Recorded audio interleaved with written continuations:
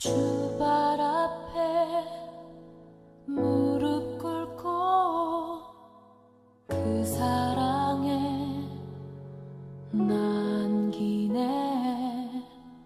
어떤 말도 그 어떤 소리도 그 발 앞에서 잠잠해지네.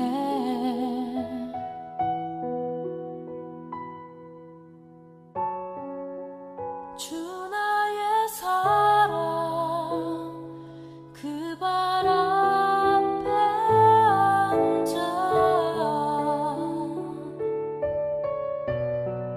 내 모든 기도는 사랑의 노래가 되네.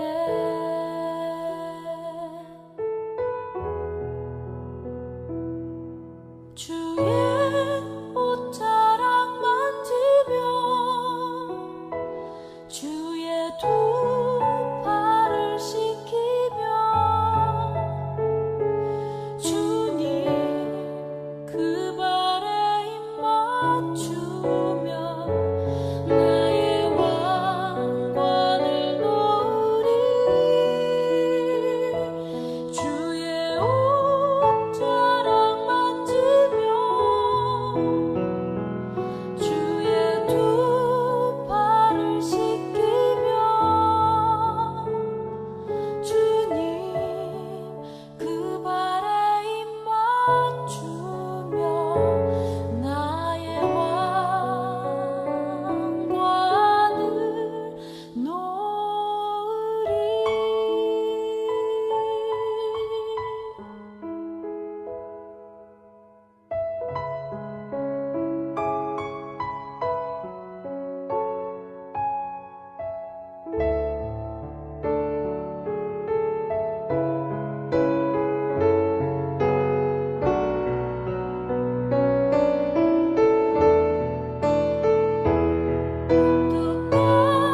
Tu manto, Señor, lavar los pies de mi Dios, saber que mi corona es estar junto a ti. Tocar tu manto, Señor,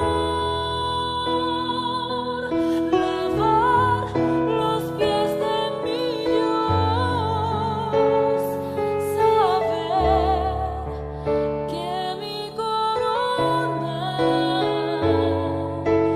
es estar junto a ti. 주의 옷자락 만지며 주의 두 팔을 씻기며 주님 그 발에 입 맞추며 나의 왕관을 놓으리. 주의 옷자락 만지며 주의 두 팔을 씻기며 주님 그 발에 입 맞추며 나의 왕관을 놓으리.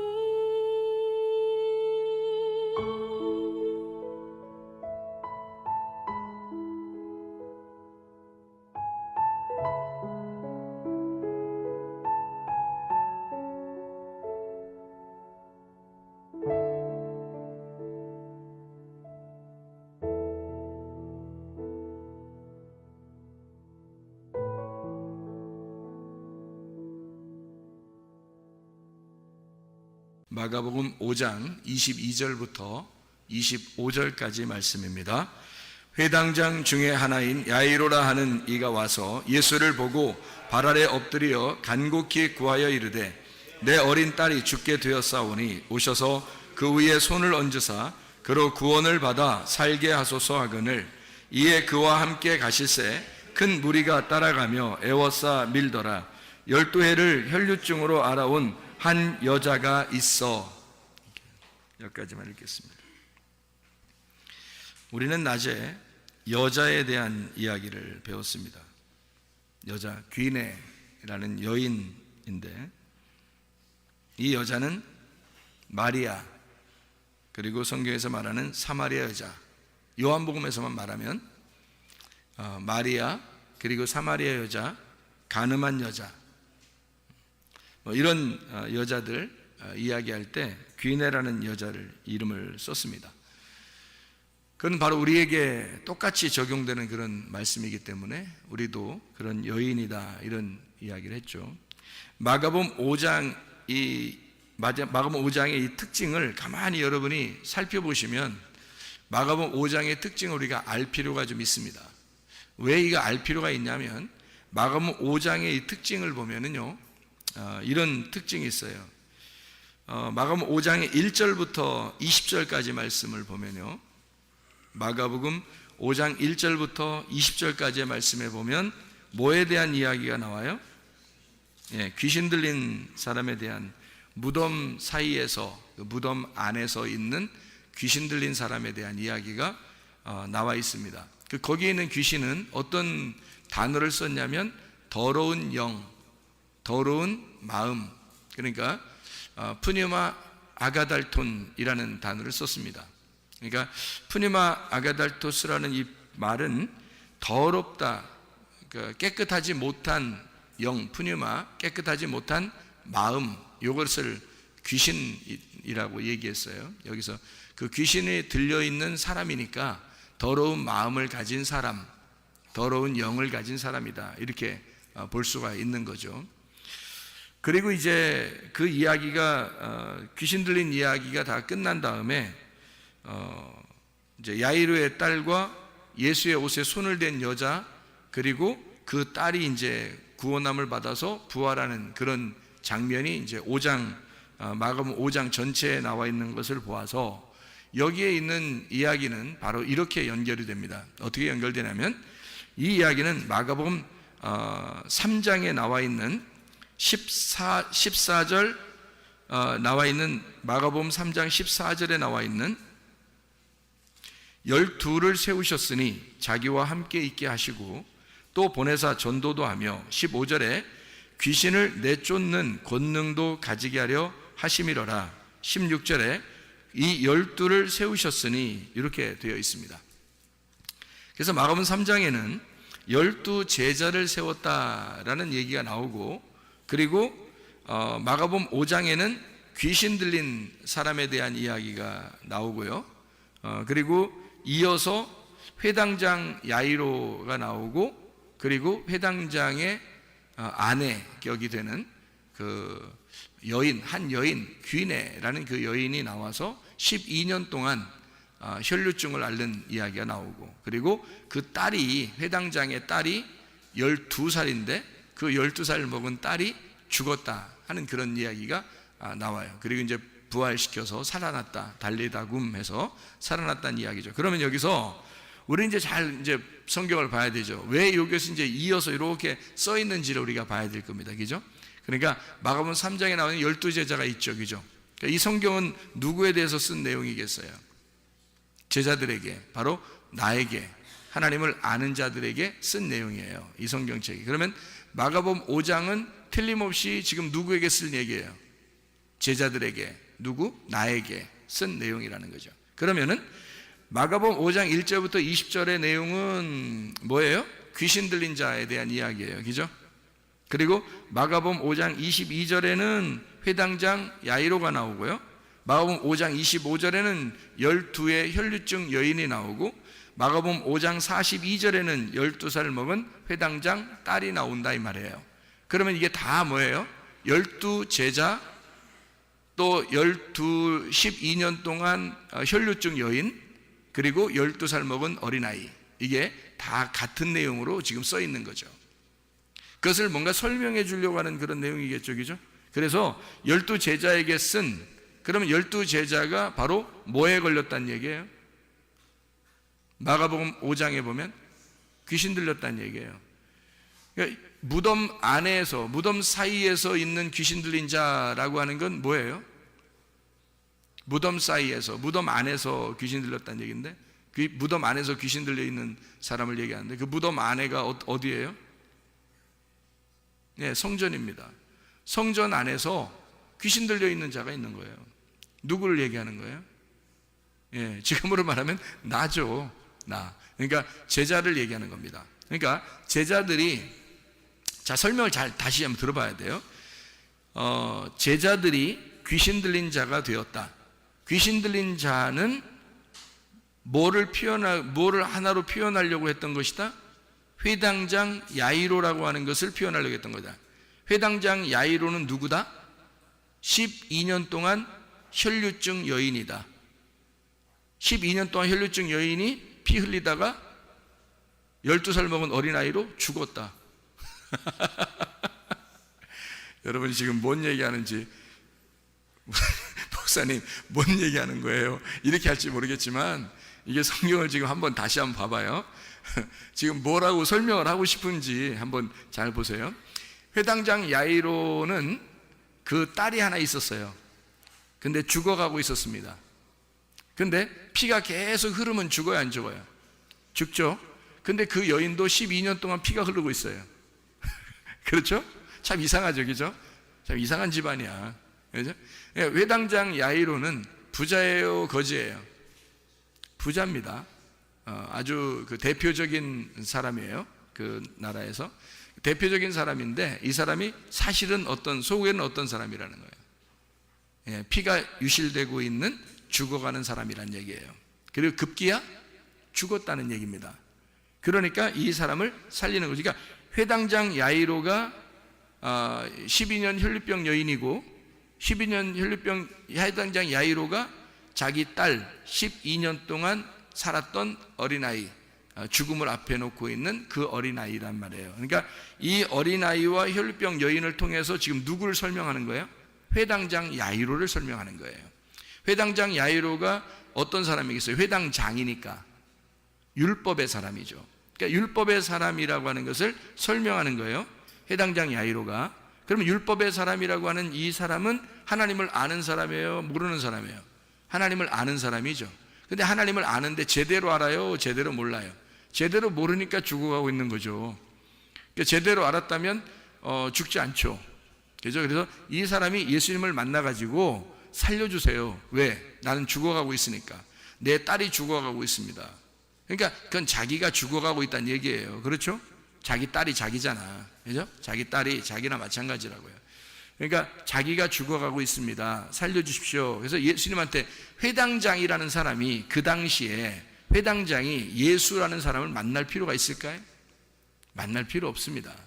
그 정도 권세를 가진 사람이, 그리고 그 정도 말씀을 알고 율법적인 그런 사람이 예수라고 하는, 사람들이 좀 이상하게 보는 그런 예수라는 사람을 일부러 만날 이유가 없는 거예요. 근데 예수 안 만나면 다 죽게 생긴 거야. 그러니까 도저히 안 만나면 안 되게 생긴 거예요. 그래서 예수를 꼭 만났어야 되는 거예요. 그러니까 이 사람이 죽어가는 사람이 아니었다면 만날 이유가 없었던 거죠. 자기 딸이 죽어가니까 사정하고 싶어서 만난 거예요. 그죠? 그러니까 이 사람이 지금 어떤 상태냐라고 하는 것을 이 마가복음 5장은 다 설명을 해주고 있는 거예요. 회당장 야이로를 통해서 그가 어떤 사람인지를 설명해 주는 거죠. 그러면은 회당장 야이로의 딸이 나중에 달리다굼 해서 살아나요, 안 살아나요? 여러분 다 내용은 아시죠? 그러니까 뭐 달리다굼 하니까 소녀야 일어나라, 그러니까 일어났죠. 예수님이 세상에 소녀야 일어나라 멋있게 말했는데 진짜 안 일어나 봐요. 얼마나 자세 안 나옵니까? 안 되잖아요. 그러니까 예수님이 딱 손잡고 말해요. 그 시체한테 손 잡는 거 안 되잖아요. 원래 안 되는데 시체를 만지면 안 되거든요.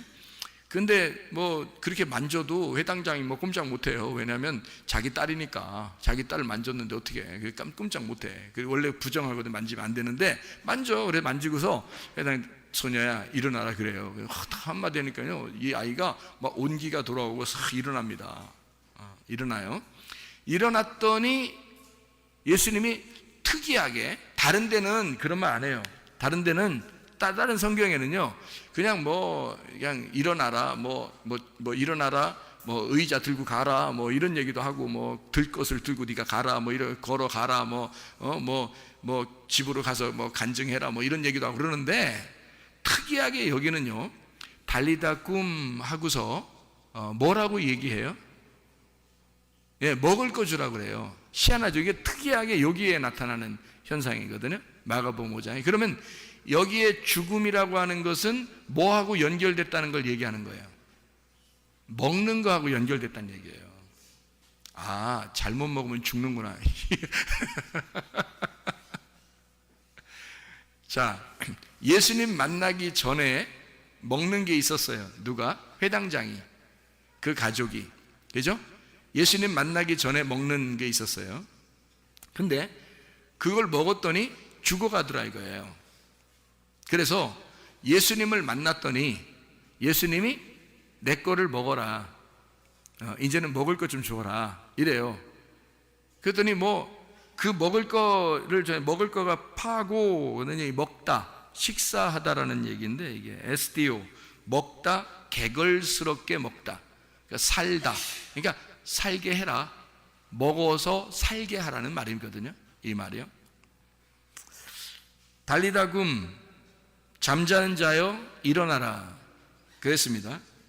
그러면 일어나라 그 말은 누워있어라의 반대니까, 일어나라 그 말은 자유하라 그 말과 같은 얘기죠. 부활해라, 살아나라, 자유해라, 해방시키겠다, 똑같은 얘기겠죠. 치료해주겠다, 구원해주겠다, 그런 말이잖아요. 자, 일어나라, 달리다 굼입니다. 자유해라. 그러면 억압되어 있으면, 뭔가에 억압되어 있으면 어떻게 돼요? 그러면 누워있는 거고, 죽어있는 거고, 잠자는 자고, 그죠? 뭐에 억압되어 있으면, 그러면 이거를 풀어주고 자유하게 하면 달리다 굼인 거죠. 살아난 거고, 부활한 거고, 구원을 받은 거고, 치료를 받은 거라는 거죠. 그러니까 누워있다라는 말은 병들었다는 얘기고, 일어나라는 말은 치료받았다는 얘기가 되겠습니다. 그죠? 예, 그러니까 다시 말하면 예수 그리스도가 이렇게 왔어요. 와서 예수님을 만나고 그 죽어 있는 그 아이에게 달리다 굼 했어요. 그 말은 예수 그리스도를 만나서 그가 죽어 있는 자가, 그러니까 왜 이런 얘기가 있죠. 나사로도 안 죽었을 때는 예수님이 안 왔죠. 나사로, 요한복음 11장에. 근데 나사로가 다 죽는 것까지 기다리고 죽은 지 며칠 만에 예수님 오시죠. 그러니까 죽은 걸 확인하고 오시는 거잖아요. 그죠? 다시 말하면 완전히 죽어야 살린다는 얘기입니다. 완전히 죽어야. 그러니까 이 아이도 완전히 죽은 거예요. 그러니까 내가 완전히 죽은 거야. 자, 누가 죽을 거라는 얘기예요, 여기? 누가 죽었다는 얘기예요? 딸이 죽은 거예요? 회당장 야이로가 죽은 거예요? 회당장 야이로가 얼마나 기세 등등한 사람이었겠어요. 이해가 돼요? 그렇게 기세 등등한 자기가 그 딸의 죽음 앞에 무너져 버리는 거야. 그러니까 자기가 죽는 거야. 자기가 죽어 있는 그 사람에게, 자기가 죽어 있으니까 예수님이 달리다 굼 시키는 거예요. 이 사람을 살려주는 거란 말이에요. 다시 말하면 내가 죽은 자리에 예수님께서 생명이 되셔서 너를 자유케 하겠다, 너를 치료하겠다, 그 말이죠. 그러니까 자기가 죽은 것이 없으면, 자기가 아직도 살아있으면 죽을 때까지 주님이 기다리는 거죠. 죽을 때까지. 그러니까 요한복음 11장에서도 나사로라고 하는 사람이 죽을 때까지 기다리는 거예요. 그리고 죽고 난 다음에 예수님이 가가지고 나사로야 일어나라, 나사로야 나와라, 이런 얘기 하잖아요. 예, 나오라는 얘기는 어떻게 해요? 해방되라는 얘기죠. 자유하라는 얘기고, 거기 억압되어 있지 말고 풀어져라, 치료가 되어라, 구원받아라, 그 말이거든요. 그러니까 너가 지금 완전히 죽은 그 무덤에서 벗어나라, 그 말이거든요. 나와라, 그렇게 했어요. 똑같은 거죠. 달리다 굼 한다고 하는 것은 여기서 진리에 의하여 네가 죽었던 네가 생명을 받아서 네가 일어나 치료를 받아라, 구원을 받아라, 그런 말씀이죠. 그러니까 여기서 특이하게 살려놓고 먹으라 그렇게 해요. 그러니까 먹는 데 문제가 있었다는 얘기예요. 그러면 어떤 거에 먹는 게 문제가 있었다는 얘기예요? 회당장이 먹는 게 문제가 있었다는 얘기죠. 그럼 회당장은 보통 뭘 먹고 살아요? 밥 먹고 살지, 빵하고 밥 먹고 이런 거 음료수도 마시고 포도주도 마시고 이렇게 살겠죠. 그런 얘기겠어요? 설마 그런 얘기겠냐고. 그냥 먹으라 이렇게 할 때 특이하게 그럼 다른 데도 다 먹는 게 중요한 거라면 예수님이 살려주면 무조건 다 먹여야죠. 먹어라. 그다음에 또 뭐 병 치료해서 다 먹어라. 그리고 또 뭐 하고서 구원시켜 먹어라. 이렇게 다 했어야 되는데 여기만 나온단 말이에요. 여기만 나온다는 얘기, 여기에 어떤 특별한 이유가 있다는 거죠. 먹는 문제가. 그러니까 먹는 문제는 여러분과 제가 잘 알듯이 성경에서 양식, 먹는다 이런 것은 보통 뭘 먹는다는 얘기예요? 말씀을 얘기하는 거죠. 그러니까 먹는데 예수님이 주는 말씀하고 예수님이 오기 전에 회당장을 만나기 전에 회당장의 집에서 먹던 음식이 있었던 거라야지. 그죠? 그러면 말씀인데 예수님을 만나기 전에 먹던 양식이 있었고 말씀이 있었고 예수님을 만나고 난 다음에 예수님이 먹으라고 하는 양식이 있단 말이에요. 그러니까 예수님이 주는 양식을 먹어야 하고 예수님이 주지 않는 양식들이 있었단 얘기예요. 그러면 예전에 있었던 그 예수님이 오지 않았을 때 주던 양식을 회당장의 가족들은 먹었던 거죠. 그러니 생명이 다 빠져나가고 죽어가고 있다는 얘기예요. 그러니까 실제로 죽었단 말입니다. 다시 말하면 그거를 죽이는 양식, 죽이는 말씀이었던 거죠.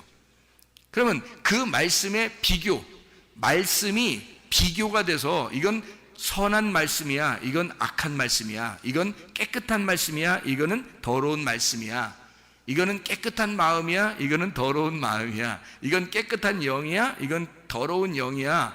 하나님의 말씀은 영이요 생명이야. 그러면 귀신의 말씀은 귀신의 영이고 귀신의 사망이야. 뭐 이런 얘기가 되겠죠, 그죠?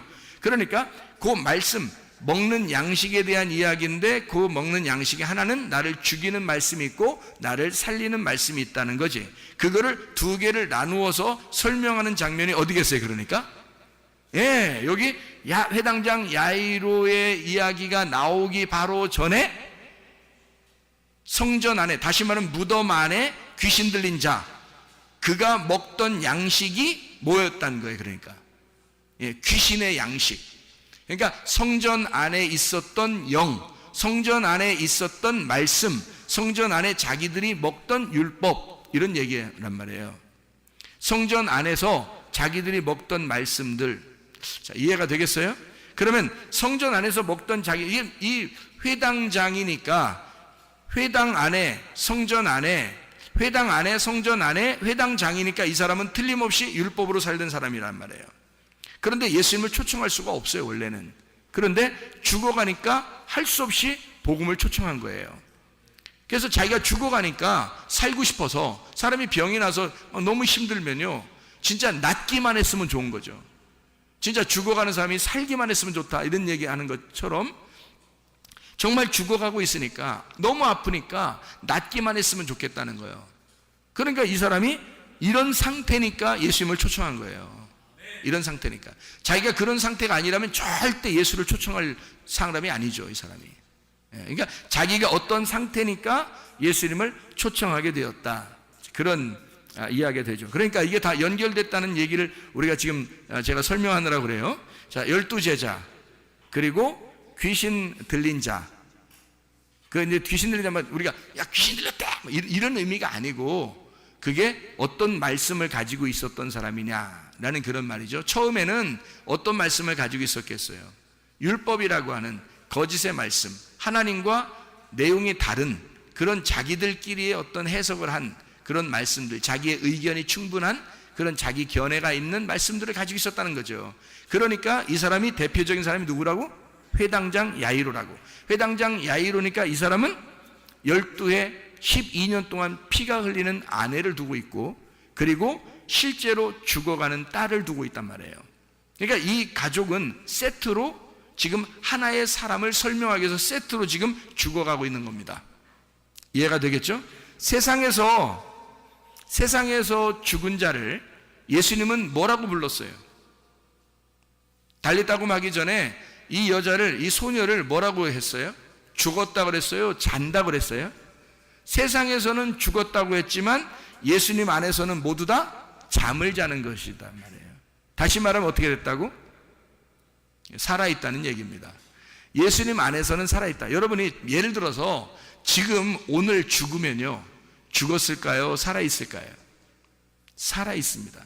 여러분이 오늘 죽으면 오늘 살아있습니다. 여러분의 몸은, 시체는 아무래도 장례를 치러야 되겠죠.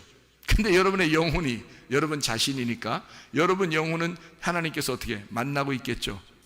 그러니까 살아있는 거죠. 죽어 있는 게 아니죠. 그러니까 예수님은 차원을 넘어서 세상에서는 죽은 자지만 예수님 안에서는 차원을 넘어서 그가 잠을 자는 살아있는 자로 보는 거죠. 차원을 넘어서. 그러니까 하나님의 생명의 눈으로는 모두 다 살아있는 거예요. 하나님의 생명의 눈으로는. 근데 세상 사람들의 눈으로 보면 죽었다 살았다, 죽었다 살았다 딱 구분하는 거죠. 죄인이다 아니다, 눈 소경이다 눈 떴다, 이렇게 나누어. 세상 사람들이 볼 때는 그렇게 나누는 거고, 하나님 눈으로 볼 때는 소경이 아닌 거죠. 이해가 되겠어요? 죽은 자가 자는 것 뿐이고요. 하나님의 눈으로 보면 악한 자가 오히려 구원을 받을 만한 의인이 될 수 있는 거죠. 그러니까 하나님의 눈으로 볼 때는 그렇단 말이에요. 그러니까 병자는 어떻게 돼요? 하나님의 눈으로 보면 치료가 된 자가 보는 거죠. 병자는. 죽은 자는 살아있는 자로 보이니까. 그러니까 잠시 잠을 자고 있는 것 뿐이다. 다시 말하면 살아있는데 잠을 자고 있는 자녀들이니까 잠을 깨우는 거죠. 자, 나사로를 부활시킬 때도 예수님이 뭐라 그래요? 나사로야 나와라 그래요. 아니 죽은 자를 뭐 이렇게 부활해라 뭐 멋있게 막 손을 막 떨면서 막 이렇게 막 힘을 주고 막 이렇게 좀 장풍하듯이 막 그냥 바위를 깨뜨리, 그 왜 못하겠어? 뭐 하려마지 뭐 하나님 예수님이 뭐 그 정도 못하겠어? 손에다가 기를 모아가지고 이거 손가락 뭐 힘을 좀 줘가지고 말이에요, 바위에다가 한번 싹 힘을 쏴버리면 말이에요, 이게 그냥 막 바위가 팍 터지고, 그 속에는 죽은 자가 막 팍 부활해서 그냥 사지가 갑자기 쫙 풀려가지고 나오면 진짜 멋있을 거 아닙니까? 진짜. 그런데 그냥 뭐 그런 거 하나도 없이 뭐 바위도 옮겨라 그러고 니네가 옮겨라 그러고 뭐 그리고서 뭐 나사로 보고 나와 뭐 이러고 이런단 말이에요. 나사로야 나와라 뭐 이렇게 그렇게 하고, 그리고 이제 또 수족을 매가지고 이렇게 나왔으니까 끼뚱끼뚱 이렇게 나왔을 거 아닙니까? 이렇게 끼뚱이 나오니까 니네가 풀러줘라 또 이러고요. 그 자기가 한 번에 해결할 수 있는 거를 안 하고 다 자기 사람들을 보고 하라 그래요. 그러면서 그걸 같이 경험하라 그러는 겁니다. 이 나사로는 예수님이 볼 때는 뭐예요? 죽음 너머에 살아있는 자로 본 거예요. 그래서 나오라 한 거예요. 죽은 사람으로 본 게 아니란 말이에요. 죽은 사람을 봤다면 뭐 살아나라라고 하든지 부활해라라고 하든지 뭘 했어야 돼요. 그리고 멋있게 표현도 좀 더 멋있게 했어야 되는데 그렇지 않고 그냥 옆에 있는 것처럼 일리 와 나와 뭐 문 닫고 있는 사람처럼 말이에요. 나와 뭐 이렇게 얘기한단 말이에요. 참 희한하죠. 그러니까 문 열어주는 것도 그 사람이 하는 게 아니라 예수님이 열어주는 게 아니라 사람들 보고 문 열어 그러면서 나와 이제 이렇게 얘기한 거잖아요. 그 안에 있는 나사로 보고 똑같은 현상이에요. 그러니까 예수님은 살아있는 그 자녀들에게 잠을 깨우면 되지 이렇게 생각하는 거예요. 그러니까 죽음 너머에는 반드시 살아있다는 겁니다. 그러니까 살아있는 존재로 예수님은 보고 있는 거고요. 우리들이 볼 때는 선과 악으로, 죽은 자와 산 자로, 또는 죄인과 의인으로, 소경과 눈뜬 자로 이렇게 딱딱 나누어 보잖아요. 그게 선악과예요. 그게 선악과. 근데 예수님의 눈은 그렇지 않죠. 예수님의 눈은 죽은 자로 보는 게 아니라 살아있는 자로 보는 거예요. 다 눈뜬 자로 보는 거예요. 소경으로 보는 게 아니고, 죄인으로 보는 게 아니라 의인으로 보는 거예요. 자기가 용서할 거니까, 다 용서했으니까 그렇게 보는 거예요. 그러니까 예수님의 눈에는 다 병든 자로 보는 게 아니라 치료된 자로 보는 거예요. 병든 자가 아니고. 그러니까 그냥 뭐 예수님은 그냥 손을 댔다면 그냥 치료받죠. 그게 예수님이라고 하는 믿음 자체란 말이에요. 예수님이라는 믿음, 그 믿음이 일하시는 거란 말이에요. 그 믿음이. 그러니까 그가 낫는 거죠. 살아나는 거고. 자, 무슨 말인지 알겠죠? 하나님은 그래서 우리를 절대 죽은 자로 포기하지 않는다는 얘기입니다. 하나님 우리를 절대 죽은 자로 포기하지 않는다는 거예요. 계속 우리를 살아있는 자로 보고 있다는 얘기예요. 그러니까 희망 있는 거야 우리가. 하나님의 눈으로 보니까 우리가 희망 있는 거야. 내 눈으로 보면 희망이 없죠. 자기 눈으로, 사람들의 눈으로 보면, 세상 사람들의 눈으로 보면 희망이 없어요. 근데 예수님의 눈 안에서는 다 산 자들이니까 희망이 있는 거예요. 살아있는 자니까. 이미 죽어있는 자면 희망이 없죠. 그래서 여기서 사람들은 죽었다고 얘기하고 예수님은 살았다라고 얘기하는 거예요. 자고 있다, 잠시 자고 있는 거다라고 얘기하는 거죠. 그건 자는 자들에게 대한 희망이잖아요. 그죠? 이미 죽었다 그러면 희망이 없죠. 사람들이 볼 때 죽은 거지 예수가 볼 때 죽은 건 아니란 말이에요. 자, 무슨 말인지 알겠죠? 그래서 결국에는 이 이야기가 누구를 깨우기 위해서예요. 회당장 야이로, 회당장 야이로를 깨우기 위해서예요. 그러니까 여기 12년 혈류병 여인과 그 다음에 그 12살 먹은 이 아이의 죽음을 통해서 누가 지금 혈류병이 있고 누가 지금 죽어가고 있냐면 회당장 야이로가 그렇게 되고 있는. 그래서 회당장 야이로가 누굴 만나니까 해결되는 거예요? 예수라는 복음을 만나니까 해결되는 거란 말이에요. 그러니까 여기 여러분 이런 지금 나사로 얘기를 좀 했으니까 나사로 얘기를 조금 더 할게요. 나사로라는 얘기가 신약에 몇 번 정도 나올까요? 이게 나사로가 라자로스라는 단어인데 이게 엘 아자르라는 구약에 있는 엘 아자르, 그게 아브라함의 종 이름이죠. 엘리에셀, 엘 아자르라는 그 엘 아자르가 하나님은 돕는 자라는 단어고요. 그게 이제 돕는 배필 같은 그런 단어예요. 보혜사 같은 거고요. 하나님은 돕는 자다 할 때 엘 아자르라는 단어를 쓰는데 그게 나사로라는 단어가 나오는데 이게 성경에 신약 성경에 몇 번 정도 나올까? 제가 한번 나사로라는 이름을 라자로스라는 이름을 다 찾아봤어요. 신약에 나오는 라자로스를 다 찾아봤다고요. 나사로 나오는 걸. 다 찾아보니까 몇 번 나오냐면 누가복음 16장에 한 번 나오고요. 그리고 요한복음 11장에 나오고 요한복음 12장에 나오더라고요. 세 번만 딱 나옵니다. 그러니까 세 번이 이제 세 번이 한 단어만 나오는 게 이제 나사로에서 16장에 누가복음 16장에 하나 둘 셋 넷 네 번이 나오고요. 그리고 요한복음 11장에 하나 둘 셋 넷 다섯 여섯 번이 나오고요. 요한복음 12장에 하나 둘 셋 넷 다섯 번이 나옵니다. 그러니까 몇 번 안 나와요. 그러니까 장수로 말하면 요한복음 11장하고 12장에는 누가 나오는가 하면 나사로가 예수님의 그 친구, 진짜 사랑하는 그 나사로 있잖아요. 그 죽었다가 살아난 나사로 할 때는 요한복음 12장에 나오는 거고, 나사로를 살려준다 할 때 나오는 건 요한복음 11장이에요. 그러니까 요한복음 11장하고 요한복음 12장은 둘 다 죽은 나사로 살리는 그 얘기만 나오는, 그 사람만 나오는 거예요. 우리가 잘 아는 누가복음 16장에는 거지 나사로, 그거만 나오는 겁니다. 그러니까 나머지는 하나도 안 나와요. 신약에 나사로라는 이름이 하나도 안 나와요. 요것만 딱 나와요. 그러면 뭔가 전해주는 의미가 좀 있겠죠. 그러면 거지 나사로, 부자를 만났다고 하는 그 거지 나사로, 거지라는 이 거지 나사로가요, 거지가 푸토코스라는 단어거든요. 거지, 아무것도 없다, 거지라는 말. 그래서 거지라고 하는 거를 또 이제 성경을 쭉 다 찾아봤어요. 거지라고 나오는 그 단어, 푸토코스라는 단어를 신약의 전체가 다 푸토코스가 얼마나 나오나 봤더니 마태복음부터 요한계시록까지 몇 번이 나오냐면요, 하나, 둘, 셋, 넷, 다섯, 여섯, 일곱, 여덟, 아홉, 열, 열하나, 열둘, 열셋, 열넷, 열다섯, 열여섯, 열일곱, 열여덟, 열아홉, 스물, 스물하나, 스물둘, 스물셋, 스물넷, 스물다섯, 스물여섯, 스물일곱, 스물여덟, 스물아홉, 서른, 서른하나, 서른둘, 서른셋, 33번이 나와요. 이 거지라는 푸토코스라는 단어가 다 적어봤더니 그 중에서 이제 마태복음 5장 3절에 여러분 아시죠? 마태복음 5장 3절은 뭐라고 돼 있어요? 심령이 가난한 자는 복이 있나니 천국이 저희 것이며, 이렇게 돼 있죠. 그러니까 천국을 가는 자는 심령이 가난한 푸토코스. 근데 이 거지가 거지 나사로 할 때의 거지예요. 그게 같은 같은 입장에서 쓴 단어들이란 말이에요.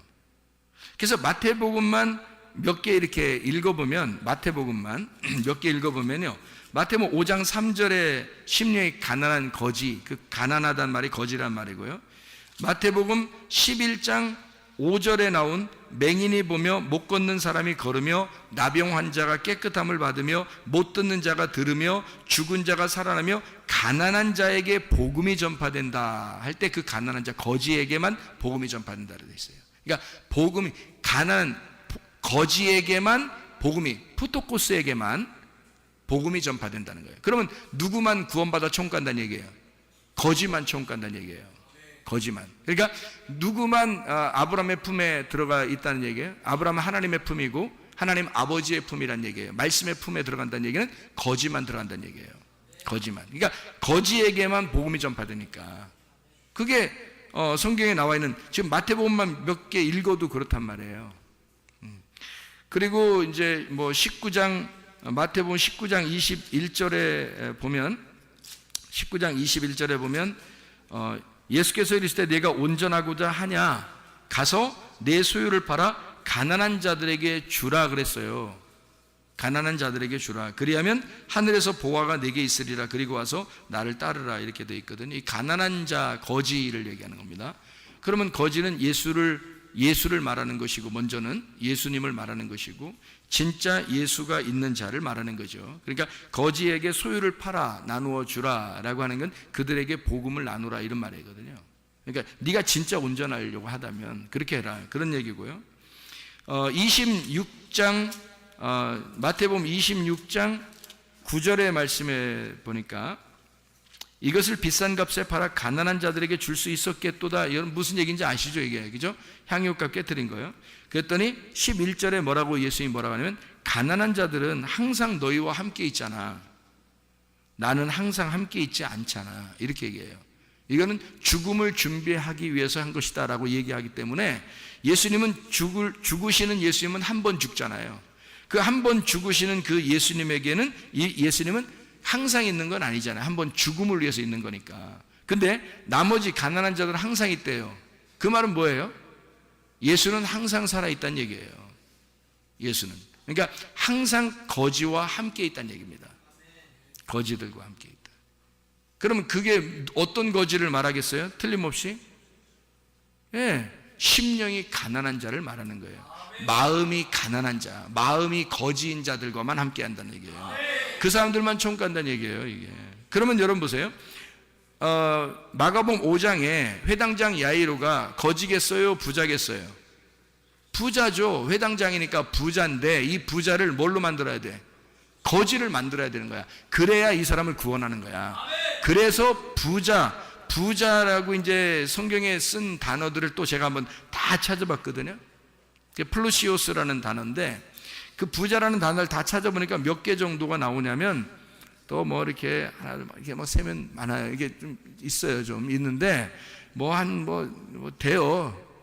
읽을까요? 한 몇 개라고 숫자 안 세도 되겠죠? 이렇게 있어요. 그럼 누가복음에만 있는 부자를 한번 볼까요? 누가복음에만 있는 부자. 그러니까 가난한 거지는 지금 마태복음만 봤잖아요. 그러니까 부자는 지금 누가복음 것만 한번 보자고요. 어떻게 나오나, 부자가 특징이 어떤 식으로 나오나 한번 보자고요. 누가복음 6장에 24절을 보면 이렇게 되어 있습니다. 그러나 화 있을진저 너의 부자들이여, 너희는 너희의 위로를 이미 받았도다. 부자는 이미 위로를 다 받았다는 거예요. 그러니까 자기가 이 땅에서 혼자 잔치하는 거예요. 그러니까 하나님 나라의 잔치가 아니고 자기가 혼자 잔치하는 사람이, 혼자 잘났다는 거죠. 혼자 말씀 안에서 그냥 잔치하는 거예요, 이 사람이. 이게 부자인데요. 또 12장에 나옵니다. 누가복음 12장. 여러분 12장 보면 뭐 아시죠? 12장. 12장에 16절을 보면 이렇게 되어 있습니다. 또 비유로 그들에게 말하여 이르시되 한 부자가 그 밭에 소출이 풍성하매 할 때, 그걸 어떤 부자라고 그래요? 어리석은 부자이죠, 그죠? 어리석은 부자에 대한 이야기가 나와요. 그때 부자란 단어를 쓴 거예요. 플루시오스요. 그리고 이제 그 14장에 12절을 보니까요, 누가복음 14장 12절 보니까 또 자기를 청한 자에게 이르시되 네가 점심이나 저녁이나 베풀거든 벗이나 형제나 친척이나 부한 이웃을 청하지 마라. 그러니까 부자는 데려오지 말라는 거예요. 혼인잔치에 부자는 데려오지 마라. 잔치가 일어나면 부자는 데려오지 마라. 들었건대 그 사람들이 너를 도로 청하여 네게 가품이 될까 하노라 할 때 그 부자라고 썼습니다. 그러니까 부자는 자기 거를 절대 그러니까 다른 사람에게 구걸을 하지 않는 사람을 얘기하는 거예요. 그러니까 자기가 다 아는 거야. 자기가 다 알고 다 가지고 있고 자기는 풍성한 거예요. 그래서 다른 사람에게 그냥 나눠주면 자기는 구걸 안 해요.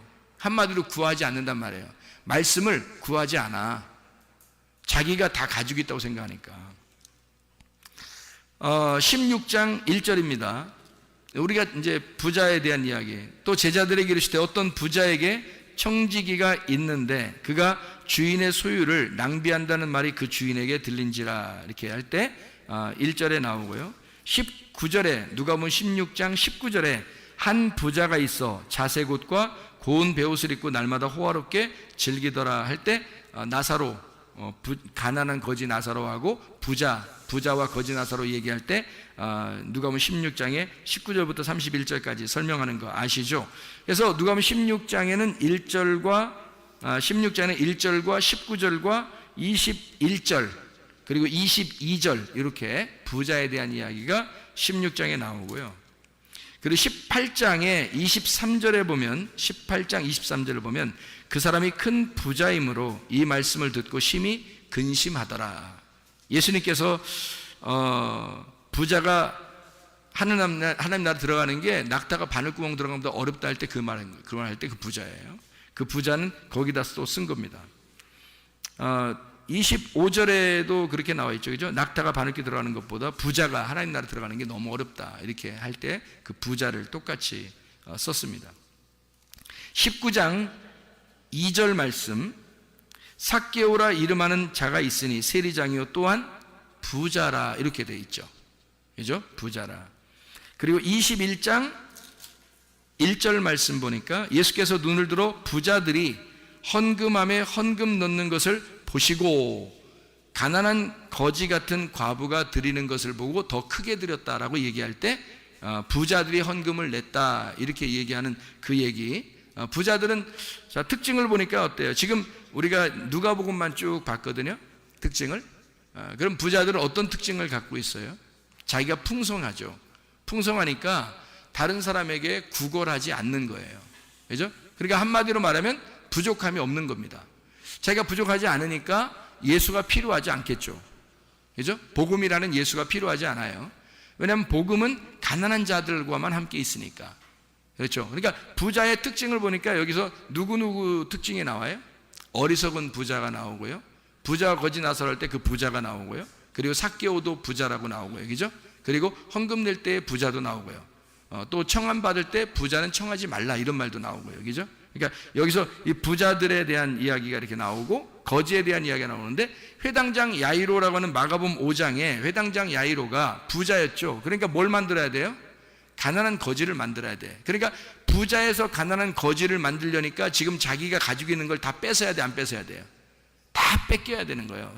그래서 이 회당장이 자기 그 아내인 여인 12년 동안 혈류병, 그러니까 이게 그 피가 계속 흘러나가는 그런 병을 가진 여인, 그리고 그 딸이 죽어가는 그 딸을 바라보면서 자기에게 희망을 다 잃어버린 거죠. 자기가 이제까지 알고 있었던 자기가 가지고 있던 그 부자의 모든 행태가 다 사라지는 겁니다. 그때. 그러니까 예수님 앞에서 자기가 완전히 다 깨지는 거죠. 원래 부자는요, 개를 밑에 두고 자기가 음식을 먹다가 개한테 던집니다. 그러면 개가 이제 그걸 받아 먹거든요. 그런데 수르보니게 여인 알죠? 수르보니게 여인. 그 수르보니게 여인은 자기를 개만도 못하게 여겨 예수님이. 그래서 수르보니게 여인한테는 내가 개들한테 주는 말씀도 개한테 던져주는 것도 못 주겠다. 뭐 이런 얘기를 해요. 그러니까 내가 개들한테는 줄 수 있지만 너한테는 못 준다 이런 얘기도 되는 거고요. 걔한테 주는 것만큼도 너한테는 할 수 없다 이렇게. 그러니까 부자들도 걔한테 던지지 않습니까? 라고 얘기하면서 나는, 예수님은 뭐라고 하냐면, 예수님은 그 여자의 얘기에 예수님 뭐라고 대답하냐면, 나는 이스라엘에 잃어버린 이스라엘의 사람들, 이스라엘 내 백성에게 왔지 이방인에게 오지 않았다. 이방인인 이 수르보니게 여인은 그러면 부자도 걔한테 던져주는데요. 그러면 걔한테 던져주는 그것만 나한테 던져줘도 내가 그걸로 좀 살아나지 않겠습니까? 내 딸이 살지 않겠습니까? 라고 할 때 그 개 있잖아요, 개. 이 개라고 하는 게 이게 퀴나리온이라는 단어를 썼고요. 이게 개가 사냥개 할 때 퀴온이라는 단어입니다. 마가복음 우리가 지금 보고 있으니까 마가복음 7장의 28절 말씀이에요. 마가복음 7장 28절 말씀. 여자가 대답하여 이르되 주여 올소이다. 상 아래 개들도 아이들이 먹던 부스러기를 먹나이다 라고 자기에게 지금 자기를 취급을 뭐라고 한 거예요? 이 수르보니게 여인은 지금 자기를 뭐라고 취급한 거죠? 개라고 취급한 거예요. 내가 개인데요, 나 개인데 개는 부스러기라도 먹지 않습니까? 그러니 내가 개인데 나한테 좀 던져주세요. 그러니까 나사로가요, 부자와 거지 나사로에서 그 나사로가 누구하고 함께 먹고 있었어요? 누가 나사로의 그 헌대를 핥고 그랬어요? 개입니다. 이상하죠? 특징적으로 개하고 거지하고 같이 나와요. 개하고 거지하고, 그리고 개하고 이런 수르보니게 여인하고 같이 나오죠. 그러니까 이 개는 어떤 특징을 가지고 있냐면 부자의 상에서 떨어지는 부스러기를 먹는 이방인들을 얘기하는 거고, 그리고 죄인을 상징하는 거죠. 그게 개란 얘기입니다. 그리고 이 사람들은 특히 자기가 내세울 게 하나도 있어요, 없어요? 없죠. 그러니까 거지라는 거예요. 거지. 근데 문제는 부자가 천국 가는 게 아니라 거지가 천국 간다고 성경에 나오는 거예요. 부자는 다 천국을 못 갑니다. 그래서 이걸 구분을 일부러 부자와 거지로 딱 나눈 거예요. 부자는 천국 못 가게 돼 있고 거지는 천국에 가게 돼 있는데, 그 거지를 푸토쿠스라고 그러고 이거를 가난한 자들에게만 복음이 전파된다고 그렇게 말해라. 가난한 자들에게만. 그래서 이 가난한 거지에게만 복음이 들어갈 것이고, 복음이 들어간 사람들만 구원받아 아브라함의 품, 하나님 말씀의 품, 하나님의 품에 들어간다. 이걸 설명하는 거거든요. 그러면 반드시 뭐가 돼야 되냐면 부자는 거지가 돼야 된다는 얘기예요. 무슨 말인지 알겠습니까?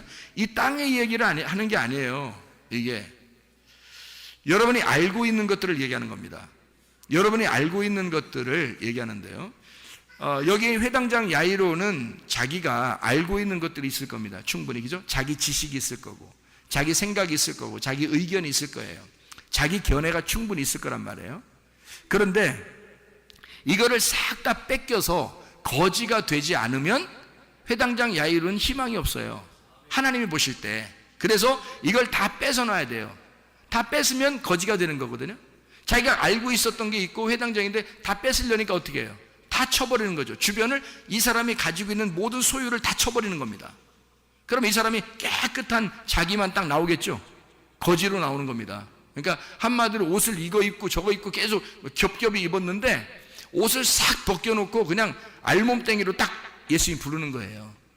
그러니 그 앞에서 예수님 앞에서 뭐라고 얘기하겠어요? 자기가 잘난 체를 하겠어요? 뭐 하겠어요?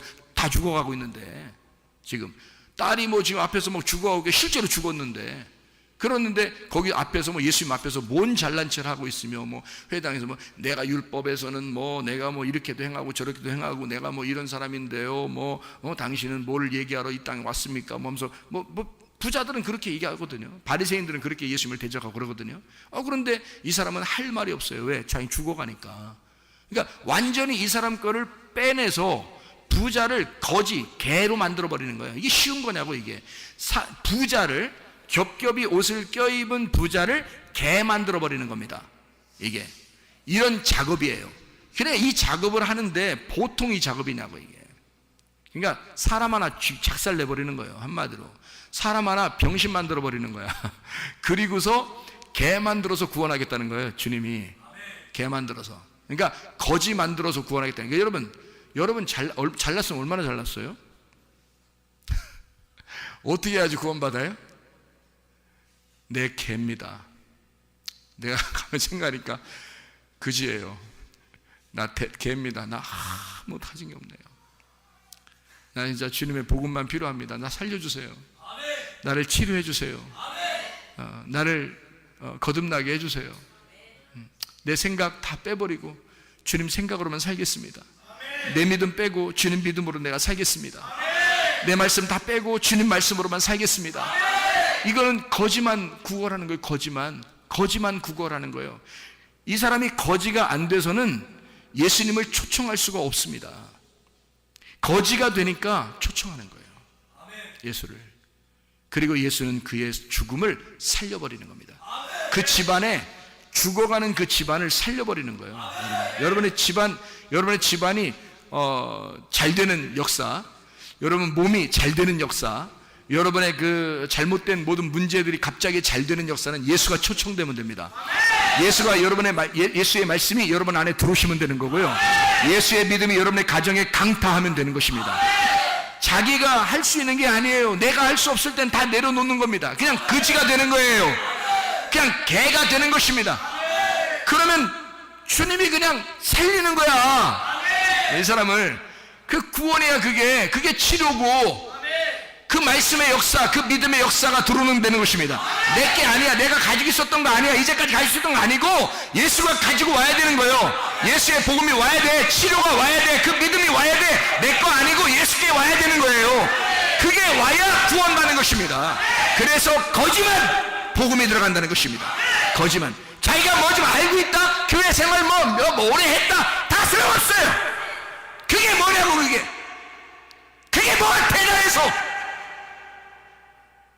저도 태어날 때부터 뱃속부터 그렇게 신앙생활을 오래 하고 목사 되고 신학 공부하고 열심히 했던 사람이에요.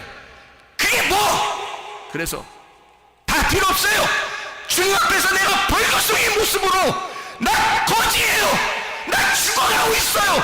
주의 복음이 필요합니다. 치료자가 필요합니다. 살려주십시오. 그게 필요한 거란 말이에요. 모압 여인 룻이라는 여인이 있죠. 귀내입니다. 신약으로 말하면 그 여인이 귀내라는 여자예요. 귀내라는 여자는 마리아, 그리고 가늠한 여자, 사마리아 여자, 이게 다 귀내입니다. 남편을 구하는 여자예요.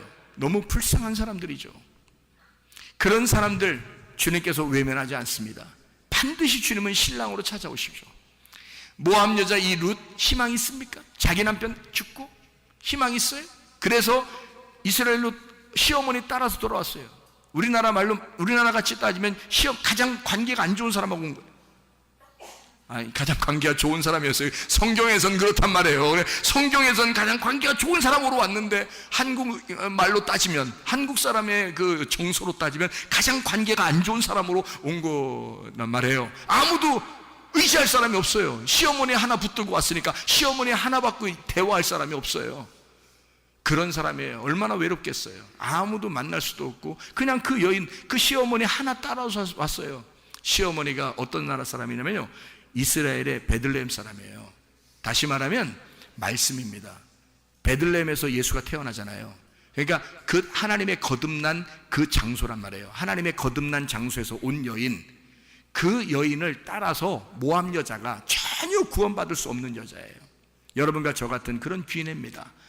전혀 희망 없는 여자가 그 여인, 베들레헴에서 온 여인, 그 여인 시어머니 따라서 온 거예요. 하나님의 말씀 붙잡고 따라온 겁니다. 와서 아무 희망이 없는데 그 여자가 우연히 어딜 들어갔다고요? 하나님의 계획 속에서 보아스의 밭에 들어갔어요. 보아스의 밭에 들어갔는데 세상에 놀랄 일이 벌어진 거예요. 그 땅이 보아스의 밭인 거예요. 그래서 거기에 들어가서 막 웃음꽃이 없었던 보아스의 밭에 룻이 들어가니까 갑자기 여인이, 이쁜 여인이 하나 오니까, 여러분과 제가 아무리 얼굴이 못생겼어도요, 주님은 이쁘게 보십니다.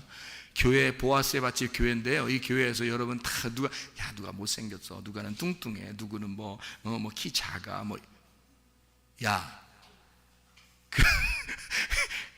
그런 소리, 그 주둥이라고 다 그건 다 주둥이에요. 그건 입이 아니에요. 그런 맛, 그런 게 어딨어요. 보아스의 밭에는 지금 룻만 들어오면 웃음꽃이 피는 장소가 된 거예요. 룻이 들어와서 괜히 화기애애해진 거예요. 보아스가 괜히 기분 좋아해요. 저 여인이 누구냐? 다 물어보고, 괜히 물어봐요. 왜 물어봐? 어떤 여자야? 이러면서 괜히 물어보고 그래요. 그리고 다 알고 있었어요. 근데 그 여인한테 뭐 친절을 베풀고 막 이럽니다. 그 여자가 누구의 지시를 받고 또 들어오냐면요, 시어머니의 지시를 받고 둘이 이제 작전을 세우는데, 시어머니의 그 작전에 싹 이제 계획을 세워가지고요, 그 시어머니가 뭐라 했어요? 말씀, 보아스를 연결해주는 성령님입니다. 그게 시어머니예요. 그래서 이 룻이 그 말씀에 따라 그 계획의 작전을 딱 짜가지고요 들어옵니다. 들어왔어요. 이 여자는 신약으로 말하면 뭐라겠어요? 마리아와 같은, 사마리 여자와 같은, 가늠한 여자와 같은, 해산하는 여인과 같은 뭐 그런 여자라 그랬죠. 그런 귀내는 바로 뭘 해야지 귀내가 완성이 되는 거예요? 이 뱃속에 잉태를 해야 이게 완성이 되는 거예요. 아이가 태어나야 이게 여자가 완성이 되는 거예요. 귀내는 부족한 밭이에요. 부족한 배를 가진 여자, 부족한 배를 가진 여자, 씨가 필요한 여자, 이게 귀내란 말이에요. 그래서 뭔가가 채워져야 할, 남편을 만나야 할 여인이 귀내란 말이에요. 그래서 이 여인도 남편을 만나야 돼요. 이 뱃속에 아들이 잉태가 되면 되는 거예요. 그러면 자기의 지금까지 죽어가던 그 생명이 빠져나가는 피가 흐르던 것이 멈춘단 말이에요. 이 여자가. 이게 혈류병 여인이라는 거지. 이 혈류병 여인도 피가 자꾸 새는 거예요. 죽어가는 거잖아요. 근데 임신을 해버리면 피가 딱 멈춥니다. 이해가 되겠어요? 임신을 해버리면 속에 아이가 딱 들어가면 그러면 딱 멈춰요. 누가 주인이 된 거예요? 아기가 주인이 된 거예요. 아기가 들어가서 이제까지의 내 몸에 주인이 나였는데 아기가 들어와서 아기가 주인이 돼버리는 거예요. 그러면 이 여자가 자기가 주인이니까 지금 어느 나라 여자로 왔어요? 모압 여자로 왔는데 아기는 지금 누구 아기를 받았어요? 보아스의 아기를 받은 거예요. 그러니까 지금 이 속의 뱃속은 지금 누가 자라나고 있는 거예요? 베들레헴 사람이 자라나고 있는 거예요. 베들레헴에서 태어난 예수가 자라나고 있는 거란 말이에요, 속에. 이해가 돼요? 그러니까 이 귀내는 뭐 할 때 완성이 된다고? 이 밭에 씨가 들어가서 정착을 하고 출산, 이것이 씨가 터져 나오면 이게 완전히 완성이 되는 밭이 되는 거란 말이에요. 밭이 그러니까 혼자 자기가 주인이었었는데 씨가 들어오니까 씨가 주인이 돼버리는 거야. 그래서 씨가 주인이 되니까 밭이 자기가 완전히 씨한테 정복당한 거야. 그러니까 씨가 주인이 돼버린 거지. 씨가 자기 밭을 완전히 정복해버린 거예요. 이 아기가 이 엄마를 완전히 정복해버린 거야. 엄마는 아기한테 꼼짝 못하는 거예요. 그러니까 모압 여자가 베들레헴 사람이 돼버리는 거지. 이해가 됩니까? 모압 여자가 베들레헴 사람이니까 뭐가 들어오니까? 말씀이 들어오니까, 보아스의 씨가 들어오니까 베들레헴 사람이 돼버리는 거야. 이게 베들레헴 아기 예수를 잉태하게 되는 놀라운 여자가 돼버렸단 말이에요. 그래서 그게 귀내가 진짜 씨를 받는 그 순간이 있었다고요. 룻기서에 잘 보세요. 룻기서에 3장의 9절입니다. 3장의 9절. 룻이 보아스의 옷을 덮고 있습니다. 룻이 와가지고요 살짝 보아스의 옷을 덮은 거예요. 나를 덮으소서, 나를 덮으소서. 그러니까 보아스의 아내가 되는 거야. 여러분, 보아스의 아내가 되는 거야.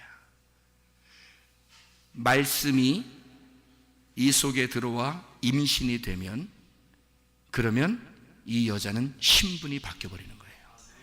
이해가 됩니까? 마가복음 5장의 혈류병 여인은 귀내입니다.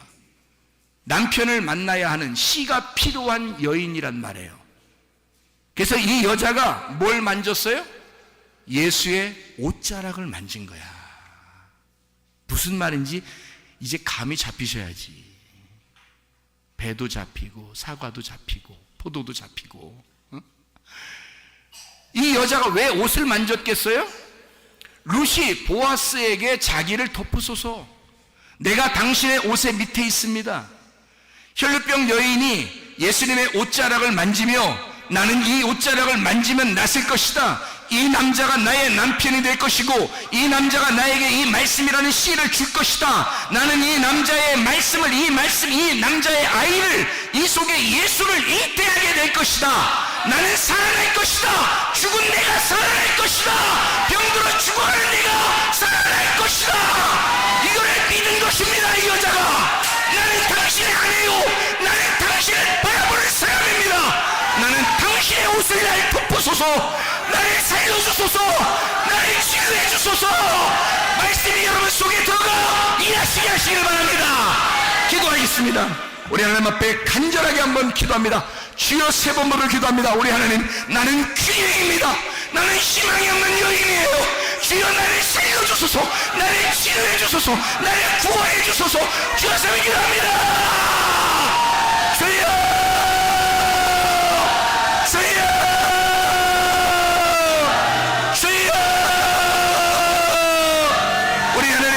역사하시고 인도하심을 믿습니다. 살아계신 우리 하나님 역사하심을 믿습니다. 말씀이 우리의 속에 잉태되어 우리 하나님 말씀이 일하시게 도와주옵소서. 말씀이 주인되게 하옵소서. 믿음이 주인되게 도와주옵소서. 생명이 주인되게 도와주시옵소서. 우리 하나님 주 예수가 우리의 목자 되게 하셔서 내 모든 결핍을 가져가 주시고 내 모든 부족한 걸 채워주시고 예수가 나의 목자가 되셔서 나의 모든 구원자가 되셔서 우리 하나님 치료자가 되실 줄로 믿습니다. 말씀이 일하게 하옵소서. 주의 뜻대로 살게 도와주시옵소서. 우리 하나님 예수의 이름으로 명령하며 그들이 이루어진 놀라운 역사가 일어나게 도와주시옵소서. 우리 하나님 아버지, 사랑과 은혜를 감사드립니다. 아버지의 말씀이 우리의 속에 들어가 역사하시옵소서. 우리의 속에 들어가 우리의 주인 되시옵소서. 우리의 목자 되시옵소서. 말씀 우리의 속에 들어가 그들이 역사해 주시옵소서. 나사렛 예수의 이름으로 보다 더 주시나 묶임받고 떠나갈지어다, 떠나갈지어다, 떠나갈지어다. 우리 하나님 역사해 주시옵소서. 그대로 치료자가 역사하시옵소서. 하나님의 말씀이 인도해 주시옵소서. 우리의 목자 되시옵소서. 말씀이 일하시옵소서. 예수 그리스도 존귀하신 일 받들어 기도 올리옵나이다. 아멘.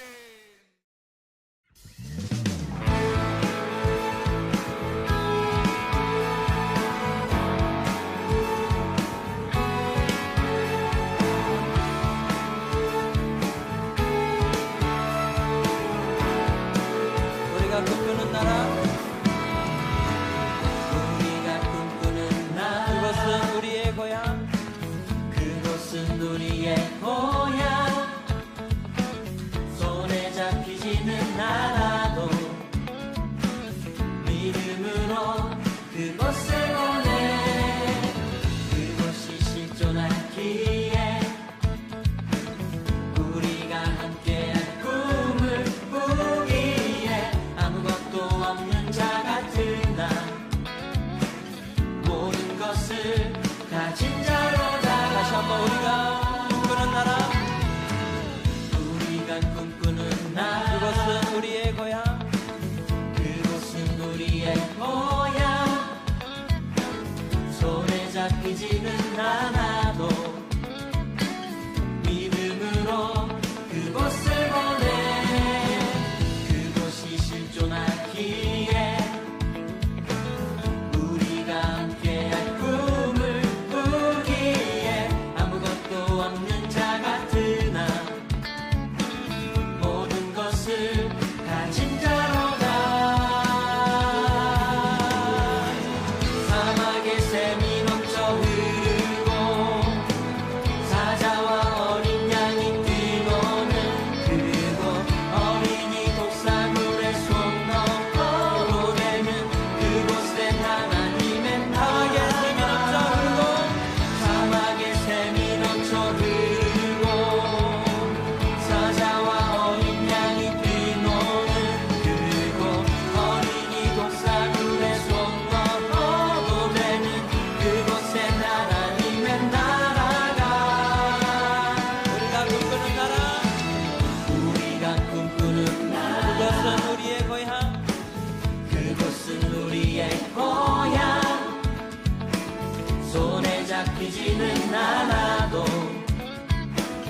믿음으로 그곳을 보내 그곳이 실존하기에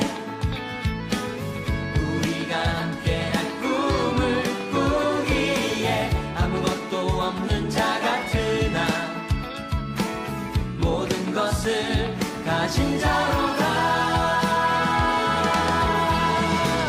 사막의 샘이 넘쳐 흐르고 사자와 어린 양이 뛰노는 그곳 어린이 독사물에 손 넣고 보내는 그곳에 사막의 샘이 넘쳐 흐르고 사자와 어린 양이 뛰노는 그곳 어린이 독사물에 손 넣고 보내는 그곳에 다시 한번 사막의 샘이 넘쳐 흐르고 사자와 어린 양이 뛰노는 그곳 어린이 독사물에 손 넣어 보내는 사막의 샘이 넘쳐 흐르고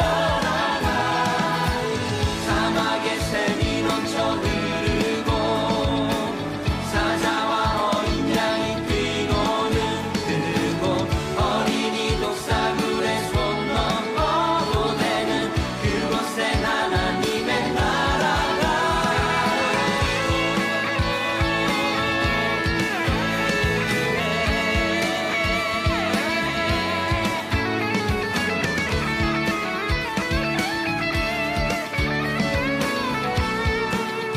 그날은 속히 오리라 그날은 속히 오리라 그날은 속히 오리라 아멘 그날은 속히 오리라 그날은 속히 오리라 그날은 속히 오리라 우리의 간절한 마음을 담아서 찬양합시다